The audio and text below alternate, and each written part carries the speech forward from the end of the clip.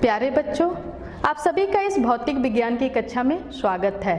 मैं प्रीति सिंह, प्रवक्ता राजकीय कन्या इंटर कॉलेज इंदुपुर देवरिया से आज आपके समक्ष कक्षा 11 विषय भौतिक विज्ञान अध्याय 11 द्रव्य के तापीय गुण का भाग 2 लेकर उपस्थित हूँ। बच्चों, भाग 1 का अध्ययन आपने कर लिया है। वहाँ पे हमने तापीय प्रसार, जल का असंगत प्रसार और प्रभाव को देखा। हमने देखा कि जब ताप में परिवर्तन किया जाता है तो किस प्रकार द्रव्य यानी ठोस द्रव गैस में प्रसार होता है, सिकुड़न होता है, संकुचन होता है। वहाँ पे हमने रेखीय प्रसार गुणांक, क्षेत्र प्रसार गुणांक और आयतन प्रसार गुणांक को जाना और समझा और ठोसों के केस में विभिन्न प्रसार गुणांकों में संबंध को भी ज्ञात किया। हमने देखा कि जब टेम्परेचर बढ़ाया जाता है तो ठोस और द्रव का जो घनत्व होता है, तो टेम्परेचर बढ़ने के साथ घनत्व में क्या होती है, कमी होती है, और जब टेम्परेचर को कम किया जाता है तो घनत्व में वृद्धि होती है। लेकिन जल में असंगत प्रसार होता है, निगेटिव थर्मल एक्सपेंशन होता है और जल का जो घनत्व होता है 4 डिग्री सेल्सियस पे सबसे ज़्यादा होता है और 0 से 4 डिग्री सेल्सियस टेम्परेचर बढ़ाने पे उसमें घनत्व बढ़ता है। बच्चों, हमने इस जल के असंगत प्रसार का बहुत सारे पर्यावरणीय प्रभाव को जाना और समझा। उसी क्रम में आज हम भाग 2 में तापीय प्रतिबल, विशिष्ट ऊष्माधारिता और ऊष्मामिति का अध्ययन करेंगे और साथ ही साथ कुछ ऐसी विभिन्न घटनाओं को भी जानेंगे, समझेंगे जो हमारे दैनिक जीवन में रोज देखने को मिलती है। तो आइए हम आज उन्हीं घटनाओं को, उदाहरणों को आपके समक्ष रखते हुए अपने क्लास स्टार्ट करते हैं। बच्चों, आपने देखा होगा कि समुद्र के पास वाले स्थानों की जो जलवायु होती है वो समशीतोष्ण रहती है, अर्थात उसमें जो टेम्परेचर में वेरिएशन ज़्यादा नहीं होता है। किसान जाड़ों में अपने पौधों को बचाने के लिए, पाले से बचाने के लिए क्या करते हैं कि खेतों में जल भर देते हैं। आखिर क्यों? रोगी की सिकाई गर्म जल की थैलियों से ही की जाती है। क्यों इसमें जल का ही प्रयोग किया जाता है, कभी आपने सोचा है? और वाहनों के रेडिएटरों में जल का उपयोग शीतलक के रूप में किया जाता है। आखिर क्यों? बच्चों, जब आप इस पूरे व्याख्यान को देखेंगे तो निश्चित ही इन सभी घटनाओं के पीछे कारण को जानेंगे और आप खुद इन उदाहरणों की व्याख्या कर सकेंगे। तो आइए सबसे पहले हम आज का जो हमारा फर्स्ट टॉपिक है उसको हम देखते हैं। तो जो हमारा टॉपिक है तापीय प्रतिबल, थर्मल स्ट्रेस। आपने पिछले भाग में देखा था कि जब भी किसी छड़ को गर्म किया जाता है तो उसमें क्या होता है, प्रसार होता है। लेकिन अगर सोचिए इसी छड़ को हम किसी 2 वॉल के बीच में फिक्स कर दें, रिजिडली फिक्स कर दें, दृढ़ रूप से, दृढ़तापूर्वक उसको एकदम फिक्स कर दिया जाए किसी 2 आधार, दृढ़ आधार के बीच में या 2 दीवारों के बीच में, तो क्या होगा? इस दीवारों से भी इस पे एक फोर्स लगेगा और देखिए जब क्या होगा कि जब इसमें टेम्परेचर में हम वृद्धि करेंगे छड़ में, तो छड़ क्या होगा, छड़ का अपना उसमें तापीय प्रसार होगा और प्रसार में उसकी वृद्धि, उसमें छड़ की लंबाई में वृद्धि होगी। लेकिन ये जो दीवार हैं या जो भी स्तंभ है, आधार हैं जो दृढ़, वो क्या करेंगे, उस पर फोर्स अप्लाई करेंगे और इसके कारण इसमें संपीड़न विकृति उत्पन्न होगी और छड़ में प्रतिबल उत्पन्न होगा। चूंकि ये प्रतिबल ताप के कारण उत्पन्न होता है, इसलिए हम इसे बोलते हैं तापीय प्रतिबल। तो बच्चों, आइए हम तापीय प्रतिबल को और अच्छे से समझते हैं। मान लीजिए ये कोई छड़ है जिसकी लंबाई L है और इसका क्रॉस सेक्शनल एरिया A है। इसको 2 दीवारों के से फिक्स किया गया है या 2 दृढ़ आधारों से फिक्स किया गया है। यदि डेल्टा T ताप में वृद्धि की जाए, छड़ के ताप में वृद्धि की जाए, तो क्या होगा, इसमें तापीय प्रसार होगा, इसकी लेंथ में वृद्धि होगी और दीवारों पे ये बल लगाएगा। चूंकि दीवार न्यूटन के क्रिया प्रतिक्रिया नियम के आधार पर इस छड़ पे ये बल लगाएंगे ऐसे, जिसके कारण छड़ में संपीड़न विकृति उत्पन्न होगी और उसके तदनुरूप इसमें एक संपीड़न प्रतिबल उत्पन्न होगा। तो बच्चों सबसे पहले हम अगर इस छड़ का अगर रैखिक प्रसार गुणांक अल्फा एल हो तो हम यहाँ से लिख सकते हैं कि alpha l equal to delta l upon l into delta t. Question number 1, अगर इसमें रेखीय प्रसार होता है उसकी लंबाई में वृद्धि डेल्टा एल होती है, तो यहाँ से हम लिख सकते हैं alpha l equal to delta l upon l into delta t, और इसको लिख सकते हैं delta l upon l equal to alpha l into delta t. ये इक्वेशन नंबर 2। अब इसमें जो फोर्स लग रहा है दीवार के कारण छड़ पे, उसके कारण जो संपीड़न विकृति उत्पन्न हो रही है, तो उसको हम लिख सकते हैं संपीड़न विकृति equal to delta l upon l. अब देखिए हम जानते हैं यदि पदार्थ का यंग प्रत्यास्था गुणांक y है तो यंग प्रत्यास्था गुणांक y बराबर क्या होता है, अनुदैर्ध्य प्रतिबल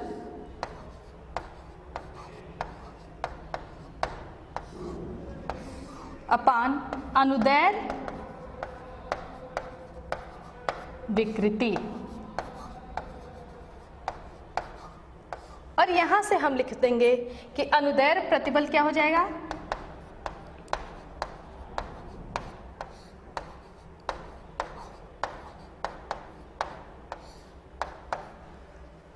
y इंटू अनुदैर्ध्य विकृति। ये जो संपीड़न विकृति है वो लंबाई में ही हो रही है, इसलिए इस यहाँ पे हम अनुदैर्ध्य विकृति को संपीड़न विकृति लिख सकते हैं, और ये हो जाएगा y into delta l upon L. और यहाँ से देखिए यहाँ पे जो विकृति है डेल्टा एल बाई एल, और इक्वेशन नंबर 2 से डेल्टा एल बाई एल की वैल्यू हम रखेंगे तो ये हो जाएगा, यहाँ पे देखिए लिखेंगे समीकरण 2 से, और ये हो जाएगा अनुदैर्ध्य प्रतिबल बराबर y into alpha l into delta T. चूंकि ये प्रतिबल ताप के कारण उत्पन्न हो रहा है, इसलिए हम इसे बोलते हैं तापीय प्रतिबल। तो ये हो जाएगा, क्या हो जाएगा, तापीय प्रतिबल।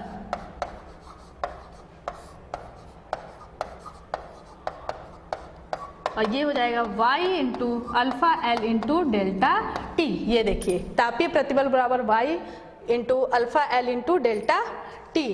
तो बच्चों ये था तापीय प्रतिबल। अब जो इस पे बल लग रहा है हम उसकी वैल्यू कैलकुलेट कर सकते हैं। हमें पता है कि प्रतिबल बराबर क्या होता है, प्रतिबल बराबर होता है बल बटे क्षेत्रफल। प्रतिबल हमको यहाँ से निकला था तापीय प्रतिबल, ये हो जाएगा y into alpha l into delta t, और ये बल F बाई ए। तो यहाँ से ये आ जाएगा F is equal to y into alpha l into delta t into a. इसको ऐसे भी लिख सकते हैं F is equal to y a alpha l into delta t. ये जो छड़ पे आरोपित बाह्य बल होगा वो होगा। तो बच्चों इस प्रकार यदि छड़ में संकुचन होता है तो किनारों पे, सिरों पे क्या होगा, उसमें तनाव बल उत्पन्न होगा, और उसकी वैल्यू भी होगी F is equal to y into a alpha l into delta t. बच्चों आइए देखते हैं ऊष्माधारिता क्या होती है, इसको समझते हैं। मान लीजिए कोई दो आइडेंटिकल कंटेनर A और B है। A में जो हम जल की मात्रा लेते हैं, मान लीजिए वो M1 है, और B में जल की मात्रा M2 है। दोनों को ऐसे बर्नर पे गर्म किया जा रहा है जिससे कि प्रति सेकेंड ऊष्मा की मात्रा इसमें समान मिल रही है A और B में। अब अगर हम दोनों को एक साथ गर्म करना स्टार्ट करें और T टाइम बाद हम देखें, इसका टेम्परेचर मेजर करें। सपोज करिए कि ए में जो जल है उसका टेम्परेचर T1 है और बी में जो जल है उसका टेम्परेचर T2 है। तो बच्चों आप ध्यान देखेंगे कि अगर T टाइम बाद, समान समय के बाद हम देखेंगे टेम्परेचर क्या है, T2 जो होगा वो T1 से कम होगा। क्यों? क्योंकि यहाँ पे M2 is greater than M1। इस B कंटेनर में जो जल की मात्रा है वो ज़्यादा है। कहने का अर्थ है कि समान ताप तक गर्म करने के लिए जिसमें अधिक पदार्थ की मात्रा होगी उसको अधिक उष्मा की आवश्यकता होगी, अर्थात इसकी उष्मा धारिता अधिक है कंपैरिजन टू जिसमें कम जल की मात्रा है। तो इस प्रकार हम कह सकते हैं कि B की जो उष्मा धारिता होगी वो A की उष्मा धारिता से अधिक होगी, क्योंकि इस पदार्थ के टेम्परेचर में एकांक वृद्धि करने के लिए उष्मा की जो मात्रा होगी वो ज़्यादा होगी। और ये समान अनुभव की भी बात है कि अगर आप बहुत ज़्यादा पानी गर्म कर रहे हैं और एक छोटे बाउल में पानी गर्म कर रहे हैं तो कम पानी जल्दी गर्म हो जाता है। तो बच्चों यहाँ से हम उष्मा धारिता को डिफाइन करते हैं कि capital S equal to delta Q upon delta T। उष्मा की वह मात्रा जो किसी पदार्थ के ताप में एकांक परिवर्तन करने के लिए उस पदार्थ द्वारा अवशोषित अथवा बहिष्कृत की जाती है उस पदार्थ की उष्मा धारिता कहलाती है। उष्मा धारिता का मात्रक जूल प्रति केल्विन अथवा जूल प्रति डिग्री सेल्सियस होता है। आपने प्रायः देखा होगा कि जब भी हम द्रव को गर्म करते हैं थोड़ी देर बाद क्या होता है, उसमें बुलबुले उठने शुरू होते हैं, टेम्परेचर उस पानी का अधिक होने लगता है। तो अब प्रश्न ये उठता है कि कोई भी पदार्थ है उसके टेम्परेचर में वृद्धि करने के लिए जो आवश्यक उष्मा है वो किन किन कारकों पे निर्भर करती है। तो आइए उसको एक प्रयोग द्वारा देखते हैं।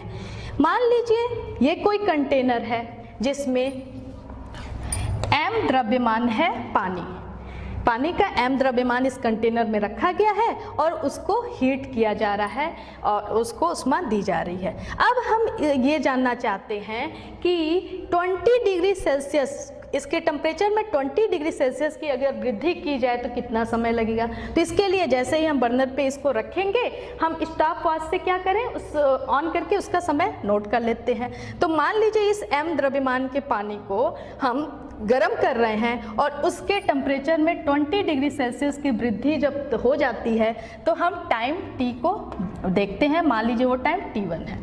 फिर उसके बाद इसी M द्रव्यमान के पानी को ताप में हम 40 डिग्री सेल्सियस की वृद्धि को मेजर करते हैं। जब ये 40 डिग्री सेल्सियस होता है और फिर हम टाइम T2 नोट कर लेते हैं।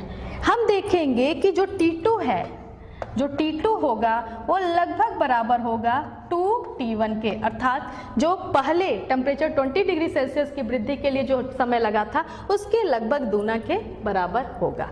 ये था पहला चरण। अब हम दूसरे चरण में आते हैं। हम द्रव्यमान को, जो पहले M द्रव्यमान का वाटर था, हम उसको क्या करते हैं, बढ़ा देते हैं और यहाँ पे हम 2M द्रव्यमान ले लेते हैं पानी का और उसको पुनः गर्म करते हैं और देखते हैं कि इसके ताप में 20 डिग्री सेल्सियस वृद्धि करने पर कितना समय लगा। तो जब इस समय को हम नोट करेंगे T को और देखेंगे कि जो प्रथम चरण में समय लगा था T1, ये प्रथम चरण में लगे हुए जब हम M द्रव्यमान के जल को गर्म कर रहे थे कि उसका टेम्परेचर 20 डिग्री सेल्सियस तक पहुँचे, तो उस समय जितना समय लगा था, अब 2M द्रव्यमान को जब पानी को हम गर्म करेंगे और देखेंगे कि 20 डिग्री सेल्सियस की ताप वृद्धि करने पर कितना समय लगता है, तो हम देखेंगे ये उसके लगभग 2 गुना होता है। तीसरे चरण में हम आते हैं। समान मात्रा क्या, हम पानी और ऑयल, वेजिटेबल ऑयल, तेल लेते हैं और उसको गर्म करते हैं। उसमें भी हम देखते हैं कि 20 डिग्री सेल्सियस तक इसमें ताप वृद्धि की जाए। तो हम देखेंगे कि जल से पहले ये तेल गर्म हो जाता है, उसका टेम्परेचर 20 डिग्री सेल्सियस पहले ही प्राप्त हो जाता है, वृद्धि हो जाती है। अर्थात समान मात्रा के जल के कंपैरिजन में समान मात्रा के तेल को गर्म होने के लिए कम उष्मा की आवश्यकता होती है। तो इस प्रकार हम देखते हैं कि जो उष्मा की मात्रा है डेल्टा Q, वो पदार्थ के द्रव्यमान और टेम्परेचर में जो वृद्धि हुई, ताप वृद्धि के अनुक्रमानुपाती होती है। यहाँ से हम लिख सकते हैं delta Q equal to S into M into delta T। ये स्मॉल s है, इसे हम बोलते हैं पदार्थ की विशिष्ट ऊष्माधारिता, जो पदार्थ का अभिलक्षण होता है। अलग अलग पदार्थों के लिए ये अलग अलग होगा। तो इस प्रकार जो ऊष्मा की मात्रा है, टेम्परेचर वृद्धि के लिए आवश्यक ऊष्मा की मात्रा है, वो पदार्थ के द्रव्यमान, पदार्थ के टेम्परेचर वृद्धि तथा पदार्थ की प्रकृति पर निर्भर करती है। बच्चों, यहाँ से हम यदि m द्रव्यमान के किसी पदार्थ द्वारा डेल्टा T ताप परिवर्तन के लिए डेल्टा Q ऊष्मा की मात्रा अवशोषित अथवा बहिष्कृत करनी हो, तो उस पदार्थ की विशिष्ट ऊष्माधारिता S को हम इस प्रकार लिख सकते हैं S equal to capital S by M, जहाँ कैपिटल S है ऊष्माधारिता और चूंकि कैपिटल S था वो है delta Q upon delta T। और हम यहाँ से देख सकते हैं कि जो विशिष्ट ऊष्मा आएगी 1/m delta Q upon delta T, अर्थात किसी पदार्थ की विशिष्ट ऊष्माधारिता ऊष्मा की वह मात्रा है जिसे उस पदार्थ का एकांक द्रव्यमान अपने ताप में एकांक परिवर्तन करने के लिए अवशोषित अथवा बहिष्कृत करता है। विशिष्ट ऊष्माधारिता का SI मात्रक जूल प्रति केजी प्रति केल्विन होता है। बच्चों, मोलर विशिष्ट ऊष्माधारिता क्या होता है? जब हम द्रव्यमान को किलोग्राम में न लेके हम मोलों की बात करते हैं पदार्थ की मात्रा को, तो वहाँ पे जो विशिष्ट ऊष्माधारिता होती है वो मोलर विशिष्ट ऊष्माधारिता कहलाती है। किसी पदार्थ की मोलर विशिष्ट ऊष्माधारिता ऊष्मा की वह मात्रा है जिसे किसी पदार्थ का 1 मोल अपने ताप में एकांक परिवर्तन करने के लिए अवशोषित अथवा बहिष्कृत करता है। मोलर विशिष्ट ऊष्माधारिता का SI मात्रक होता है जूल प्रति मोल प्रति kelvin. C equal to S upon mu. S क्या है? ऊष्माधारिता है उस पदार्थ की, और म्यू क्या है? म्यू मोलों की संख्या। तो इस प्रकार C equal to delta Q upon mu into delta T लिख सकते हैं। बच्चों, ये जो सूत्र है, ये फॉर्मूला है, ये ठोस तथा द्रव के लिए पर्याप्त है लेकिन गैसों के लिए पर्याप्त नहीं है। क्यों? आप यहाँ से देख सकते हैं कि गैसों की जो विशिष्ट ऊष्माधारिता होगी वो 0 से लेके अनंत तक हो सकती है। क्यों? आप इसको समझिए। यदि कोई गैस है, उस गैस को हम कोई भी ऊष्मा नहीं दे रहे हैं लेकिन उसको संपीड़ित करते जा रहे हैं, तो भी उसका टेम्परेचर में वृद्धि होगी। अर्थात उसमें टेम्परेचर में वृद्धि हम उसको संपीड़न के द्वारा किया जा रहा है। चूंकि डेल्टा Q यहाँ पे हम 0 दे रहे हैं, कोई ऊष्मा नहीं उसको दे रहे हैं, तो यहाँ से C इक्वल टू क्या हो जाएगा? 0 अपान म्यू इंटू डेल्टा T अर्थात 0। इस केस में जब इसका संपीड़न किया जा रहा है, कोई ऊष्मा बाहर से नहीं दी जा रही है, तो गैस की जो विशिष्ट ऊष्माधारिता 0 होगी। दूसरा केस, अगर कोई संपीड़ित गैस है, अचानक उसका प्रसार कर दिया जाए तो टेम्परेचर क्या होता है कि एकदम गिर जाएगा। लेकिन अगर बाहर से हम उसको इतना ऊष्मा दें कि उसके ताप में कोई परिवर्तन ना हो, अर्थात डेल्टा T 0 हो जाए, तो डेल्टा T क्या हो जाएगा? ये हो जाएगा 0 और C इक्वल टू हो जाएगा delta Q upon mu into 0 और C इक्वल टू इनफाइनाइट हो जाएगा। अर्थात जो गैस की विशिष्ट ऊष्माधारिता 0 से लेके अनंत तक कुछ भी हो सकती हैं। जो गैस की विशिष्ट ऊष्माधारिता इस बात पर निर्भर करती है कि गैस को ऊष्मा देते समय दाब और आयतन की परिस्थितियां क्या थी। तो इस प्रकार 2 विभिन्न परिस्थितियों में गैस की ऊष्माधारिता को परिभाषित किया जाता है। गैस की विशिष्ट ऊष्माधारिता 2 होती हैं। पहला नियत दाब पर मोलर विशिष्ट ऊष्माधारिता Cp और दूसरा नियत आयतन पर मोलर विशिष्ट ऊष्माधारिता Cv। Cp क्या होता है? नियत दाब पर किसी गैस के 1 ग्राम अणु या 1 मोल के ताप में एकांक परिवर्तन करने के लिए आवश्यक ऊष्मा की मात्रा को नियत दाब पर मोलर विशिष्ट ऊष्माधारिता कहते हैं और इसे Cp से प्रदर्शित करते हैं। नियत आयतन पर मोलर विशिष्ट ऊष्माधारिता क्या होती है? नियत आयतन पर किसी गैस के 1 ग्राम अणु या 1 मोल गैस के ताप में एकांक परिवर्तन करने के लिए आवश्यक ऊष्मा की मात्रा को नियत आयतन पर मोलर विशिष्ट ऊष्माधारिता कहते हैं और इसे Cv से प्रदर्शित करते हैं। बच्चों Cp का जो मान होता है वो Cv से अधिक होता है। आइए इसको समझते हैं। जब हम बात करते हैं कांस्टेंट वॉल्यूम हीटिंग की, अर्थात नियत आयतन पे ऊष्मा जब किसी गैस को मिल रहा होता है, चूंकि आयतन में कोई परिवर्तन नहीं हो रहा है, तो जो भी ऊष्मा है वो इस गैस के ताप वृद्धि के लिए ही प्रयुक्त होगी। अगर हम बात उस विशिष्ट ऊष्माधारता की करते हैं तो इसके 1 मोल में 1 डिग्री सेल्सियस ताप इसमें वृद्धि करने के लिए ऊष्मा जो भी दी जाएगी वो उसके टेम्परेचर में 1 डिग्री सेल्सियस का ही वृद्धि करेगी, क्योंकि इसमें कोई भी अन्य कार्य नहीं किया जा रहा है, आयतन नियत है। जब हम बात कर रहे हैं कांस्टेंट प्रेशर हीटिंग की, अर्थात नियत दाब पे अगर हम किसी गैस को गर्म कर रहे हैं तो जो भी ऊष्मा जाएगी अब वो 2 कार्यों में प्रयुक्त होगी। पहला क्या होगा, जैसे ही गैस को गर्म करेंगे तो उसमें एक्सपेंशन होगा, और जो गैस होगा वो गैस के अणु क्या करेंगे कि इस पे जो बाह्य दाब है उसके विरुद्ध कार्य करेगा, और इस ऊष्मा का कुछ पार्ट इसके ताप में वृद्धि भी करेगा। अर्थात जो दी गई ऊष्मा है इसके 2 कार्यों में प्रयुक्त हो रही है, एक तो गैस द्वारा बाह्य दाब के विरुद्ध कार्य करने में, और दूसरा इसके गैस की ताप वृद्धि में। इसलिए हम कहते हैं Cp का मान Cv से अधिक होता है।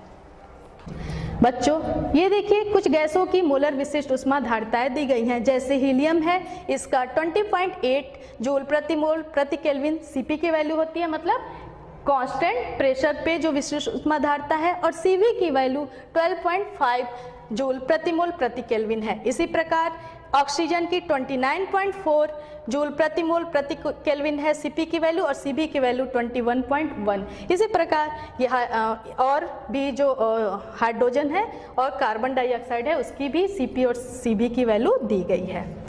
बच्चों यहाँ पे वायुमंडलीय दाब तथा कक्ष ताप पर कुछ पदार्थ की विशिष्ट ऊष्माधारिताएं दी गई हैं, जैसे एल्युमिनियम, कार्बन, तांबा, लेड, चांदी, टंगस्टन, जल। आप देख सकते हैं कि इन सभी पदार्थों में जो भी धातुएं हैं या जो भी पदार्थ है, इसमें जल की जो विशिष्ट ऊष्माधारिता है 4186.0 जूल प्रति केजी प्रति केल्विन, ये जल की जो विशिष्ट ऊष्माधारिता है सबसे अधिक है। बच्चों जल के अधिक विशिष्ट ऊष्माधारिता का दैनिक जीवन में बड़ा ही महत्व है।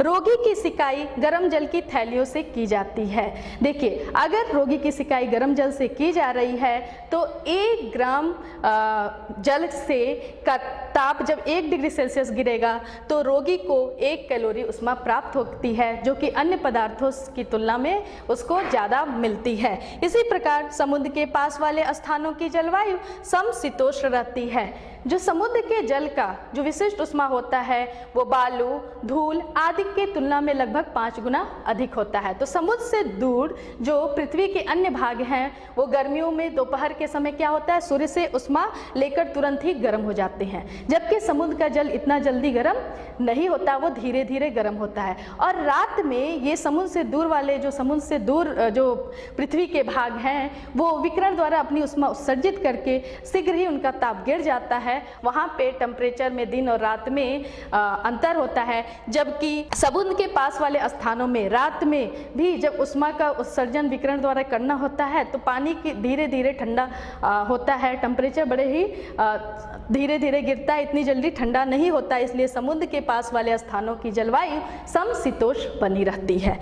किसान जाड़ों में अपने पौधों को पाले से बचाने के लिए खेत में जल भर देते हैं।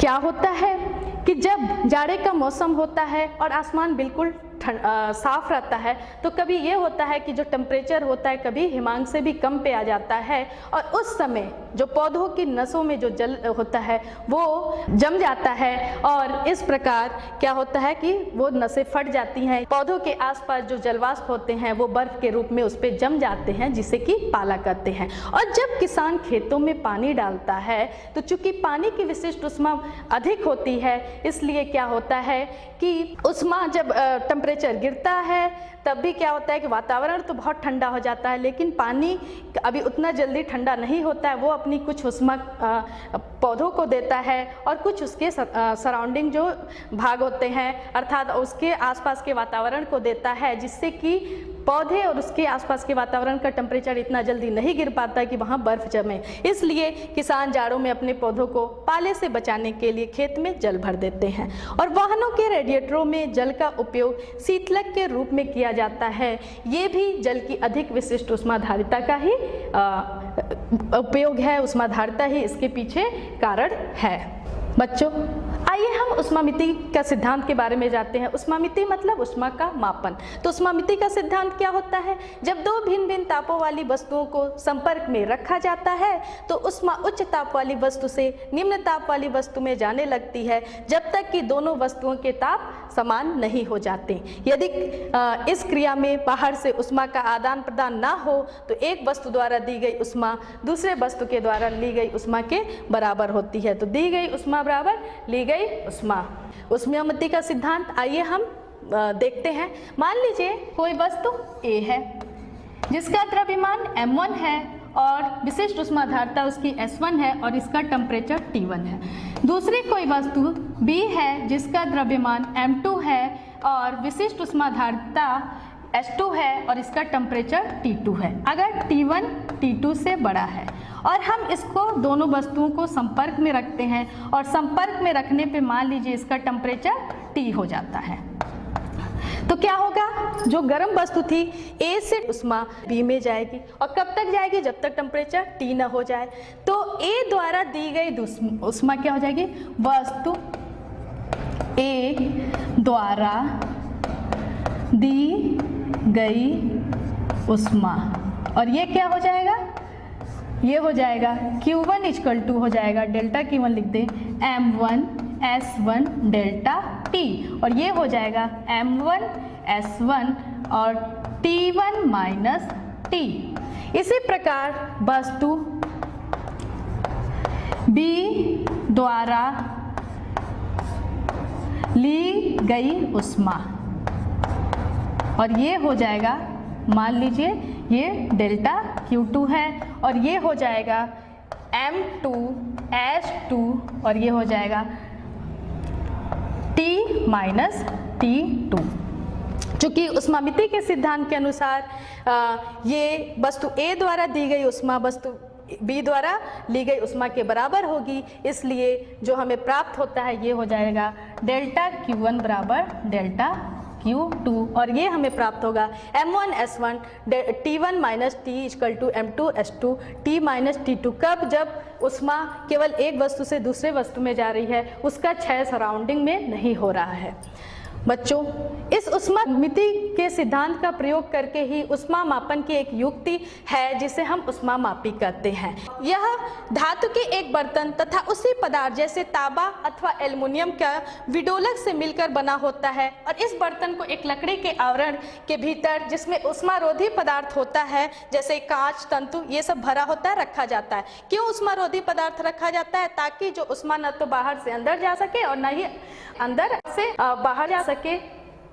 बच्चों, इसको फिर एक ढक्कन होती है जिसमें दो छिद्र होते हैं, एक छिद्र से तापमापी इसमें लगा होता है, दूसरे छिद्र से विडोलक होता है जो कि इसमें ऊष्मामापी में होता है। और जिस किसी भी द्रव को उसका ऊष्मा मापते हैं, जब इसमें द्रव को डाला जाता है तो ये ऊष्मामापी उससे कुछ ऊष्मा लेता है और उसके ताप तक आता है। तो इस ऊष्मामापी के द्वारा जो ली गई ऊष्मा है तो ऊष्मामापी का जल तुल्यांक ज्ञात करते हैं। तो ऊष्मामापी का जल तुल्यांक जल के उस द्रव्यमान के बराबर है जिसका ताप 1 डिग्री सेल्सियस बढ़ाने के लिए ऊष्मा की उतनी ही मात्रा की आवश्यकता है जितने की ऊष्मामापी का ताप 1 डिग्री सेल्सियस बढ़ाने के लिए आवश्यक है। मान लीजिए कि ऊष्मामापी का द्रव्यमान जो है विडोलक सहित वो है M और उसके पदार्थ की विशिष्ट ऊष्माधारिता है S कैलोरी प्रति ग्राम डिग्री सेल्सियस। तब ऊष्मामापी का ताप 1 डिग्री सेल्सियस बढ़ाने के लिए आवश्यक जो ऊष्मा होगी वो हो जाएगी M into S into 1 equal to, मान लीजिए जल का जो द्रव्यमान है MW और जल की विशिष्ट ऊष्माधारिता होगी वो होगी 1 कैलोरी प्रति ग्राम प्रति डिग्री सेल्सियस, तो यहाँ पे हम 1 मल्टीप्लाई करेंगे और इसका भी टेम्परेचर 1 के बराबर करेंगे। तो ये हो जाएगा MS इक्वल टू MW। ऊष्मामापी का जल तुल्यांक जो होता है जल के द्रव्यमान के बराबर होता है, जिसका ताप 1 डिग्री सेल्सियस बढ़ाने के लिए उतना ही ऊष्मा की आवश्यकता होती है जितना कि ऊष्मामापी का ताप 1 डिग्री सेल्सियस बढ़ाने के लिए, इसलिए हम MW को क्या लिख देंगे, W। तो ये हो जाएगा MS इक्वल टू W, अर्थात जो ये जल तुल्यांक W किसके बराबर हो जाएगा, M और S के गुणनफल के बराबर, जहाँ M है ऊष्मामापी का द्रव्यमान विडोलक सहित और S ऊष्मामापी की विशिष्ट ऊष्मा धारिता है। आशा करते हैं कि आज का व्याख्यान आपको समझ में आया होगा। ऊष्मामापी क्या है ये आप समझ गए होंगे, तापीय प्रतिबल क्या होता है इसको आप जान गए होंगे, और अगर जान गए हैं तो ये होमवर्क नोट कर लीजिए, इसको करिएगा। इससे संबंधित जो भी प्रश्न टेक्स्ट बुक में होंगे उसको भी हल करिएगा। हम इसके नेक्स्ट पार्ट में आपको गुप्त ऊष्मा और अवस्था परिवर्तन के बारे में बताएंगे। धन्यवाद।